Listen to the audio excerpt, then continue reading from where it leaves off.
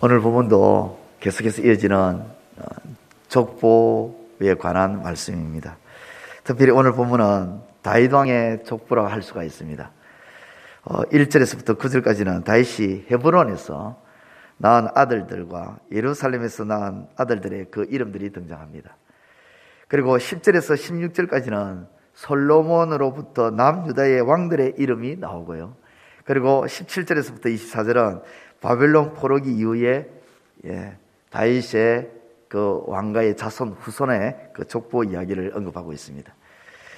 다윗은 사울의 딸 미갈로부터 시작해서 아히노암, 아비가일, 마아가, 핫깃, 아비달, 에글라, 바세바 이 외에도 다른 여인들로부터 19명이나 되는 자식을 두었습니다. 이렇게 많은 배다른 자식들로 인해서 사실 다윗의 그 가정사는 평탄치가 않았습니다. 단지 다윗의 가정사뿐만 아니라 온 이스라엘이 혼란에 빠진 적이 참 많았습니다. 심지어 압살롬은 다윗을 몰아내고 스스로 왕이 되고자 했고, 다윗은 도망자 신세가 되는 그런 상황도 벌어지기도 했습니다.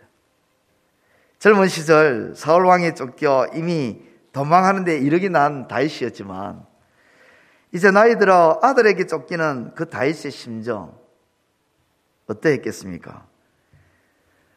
다윗은 이스라엘의 가장 위대한 성군으로 기억되고 있지만 그 뒤에 있는 굴곡진 인생과 눈물이 있었음을 우리는 그 아들들의 이름들, 그 이름을 통해서 우리는 생각해 볼 수가 있습니다.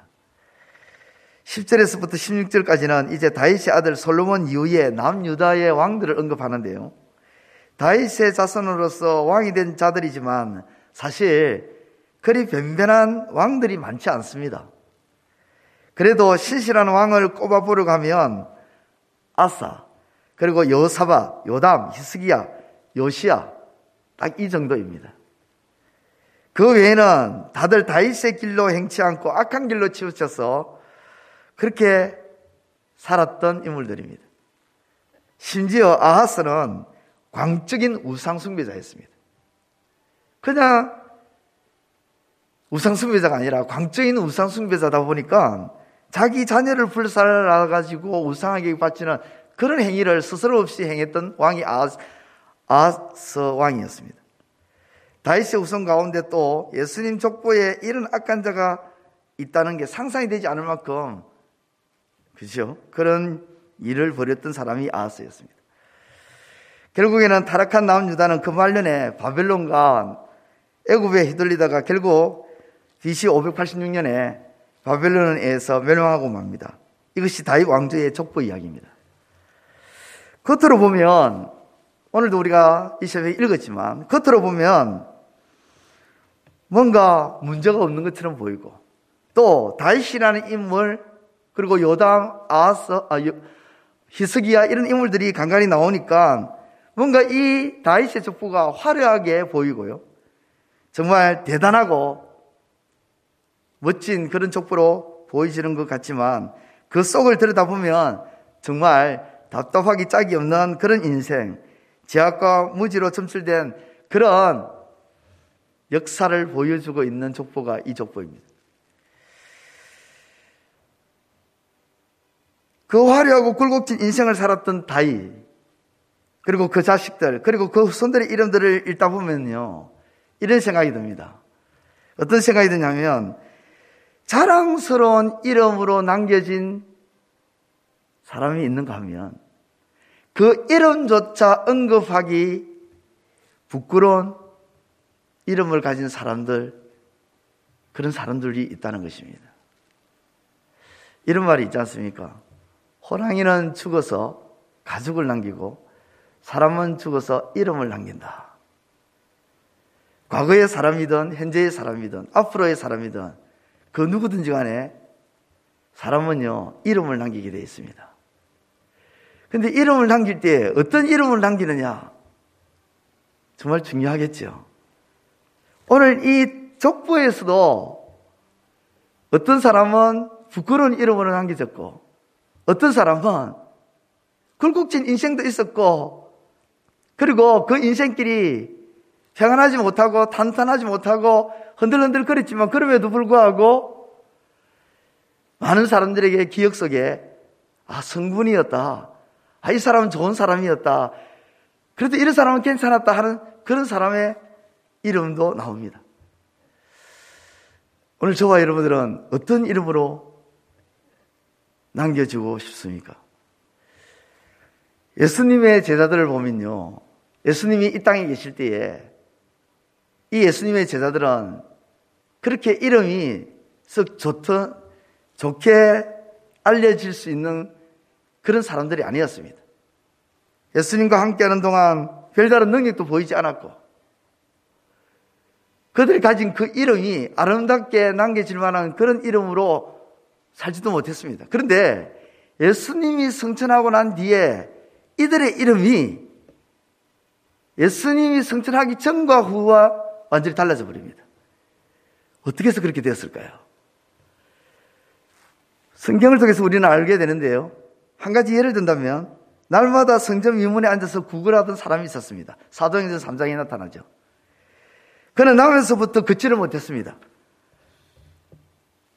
장애인이었습니다. 그래서 성전 위문에서 날마다 여느 때와 마찬가지로 평소와 똑같이 거기서 구걸을 했습니다. 한 푼 주십시오. 한 푼 주십시오. 불쌍한 거린을 그냥 지나치지 마시고 불쌍히 여겨주시고 도와주십시오. 그때 베드로가 거린을 향해서 이렇게 외칩니다. 은과 금은 내게 없거니와 내게 있는 것을 네게 주노니 곧 나사렛 예수 그리스도 이름으로 일어나 걸어라. 그러자 이 나면서부터 걷지를 못했던 이 사람이 일어나서 걷고 뛰기도 하며, 그리고 하나님을 찬양합니다. 그리고 수많은 사람들이 몰려들기 시작했고, 그로 인해서 교회는 부흥하기 시작했습니다. 베드로가 완전히 다른 사람이 되었습니다. 예수님과 함께 동행하던 그 시절에 베드로라는 석자 이름, 그 이름의 모습, 그 이름에서 나타나는 어떤 향기라고 해야 될까요? 그 냄새라고 해야 될까요? 그 이름과 예수님이 승천하신 이후에 베드로라는 이름의 향기는 완전히 달랐습니다. 이 일이 어떻게 해서 이렇게 되었을까요? 다른 것이 아니었습니다. 비록 베드로라는 이름을 가지고 살았지만 그 이름은 일단 뒤로 제껴놓고 예수 그리스도의 이름으로 살았기 때문입니다. 누구의 이름으로요? 주님의 이름으로 살았기 때문이에요. 바울도 그랬습니다. 바울도 수년 동안 자기 이름으로 살았습니다. 그러나 어떤 계기를 통해서 예수 그리스도의 이름으로 살기 시작하자 그의 인생에 놀라운 일들이 일어나기 시작했습니다. 기적이 일어나기 시작했고, 하나님께 영광 돌리는 삶의 사람으로 드러나면서 그 이름이 지금 이 시대까지 전해지고 있습니다. 어떤 이름으로? 아주 멋진 이름으로, 아름다운 사람의 모습으로. 다윗도 오늘 족보에서 나오죠. 우리가 다윗을 보면 그래, 이 사람은 성군이야. 왜 성군이라고 생각합니까? 이 다윗이라는 인물이 자기 이름 다윗이라는 이름으로 살지 않았습니다. 그 이름을 뒤로 제껴놓고 그는 만군의 여호와의 이름으로 살았습니다. 그 예가 골리앗과의 전투였습니다. 골리앗이 칼과 단창으로 나올 때에 다윗이 했던 그 유명한 말 있잖아요. 너는 칼과 단창으로 내게 나아오거니와 나는 만군의 여호와의 이름으로 네게 나아가노라.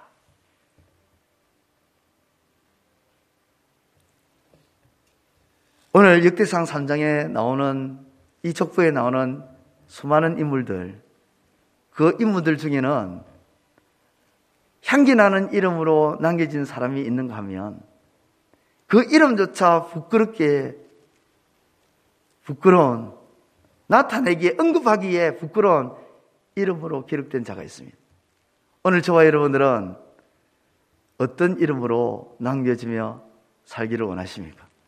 먼 훗날 후손들에게, 후대들에게 기억되었을 때에 아, 이런 분이 있었지.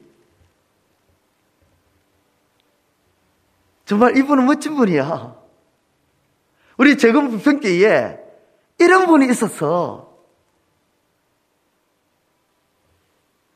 그 이름조차 언급하기에 부끄러운 자가 아니라 그 이름을 언급했을 때에 수많은 사람들이 인정하고 칭찬받는 그런 멋진 인생으로 살아가야 되지 않을까.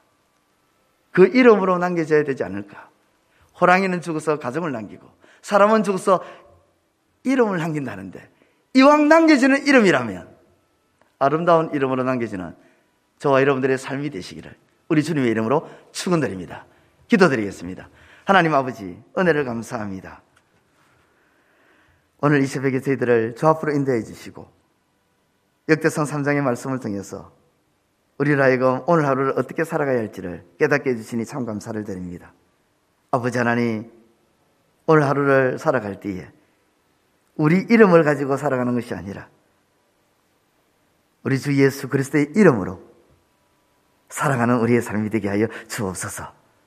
그 이름으로 살아낼 수 있는 저희들이 되게 하시고 그 이름으로 살아갈 때에 참으로 놀라운 역사를 맛볼 수 있는 우리의 삶이 되게 하여 주옵소서. 주 예수 그리스도의 이름으로 살아가는 이 일에 멈추지 않게 해 주시고 담대함을 허락해 주시고 용기를 가지고 믿음으로 나아가는 우리 재건부흥교회 모든 성도들, 모든 지체들 다 될 수 있도록 그래서 먼 훗날에 아름다운 이름으로 기억되시는 우리 모두가 다 될 수 있도록 역사하여 주옵소서. 오늘도 모든 것을 우리 하나님께 다 맡기고 나아가고자 합니다. 하나님, 우리를 도와주시고 우리를 선히 인도하여 주시고 후대하여 주옵소서. 예수님의 이름으로 기도드리옵나이다. 아멘. 하늘에 계신 우리 아버지, 아버지의 이름을 거룩하게 하시며 아버지의 나라가 오게 하시며 아버지의 뜻이 하늘에서와 같이 땅에서도 이루어지게 하소서. 오늘 우리에게 일용할 양식을 주시고 우리가 우리에게 잘못한 사람을 용서하여 준 것 같이 우리 죄를 용서하여 주시고 우리를 시험에 빠지지 않게 하시고 악에서 구하소서. 나라와 권능과 영광이 영원히 아버지의 것입니다. 아멘.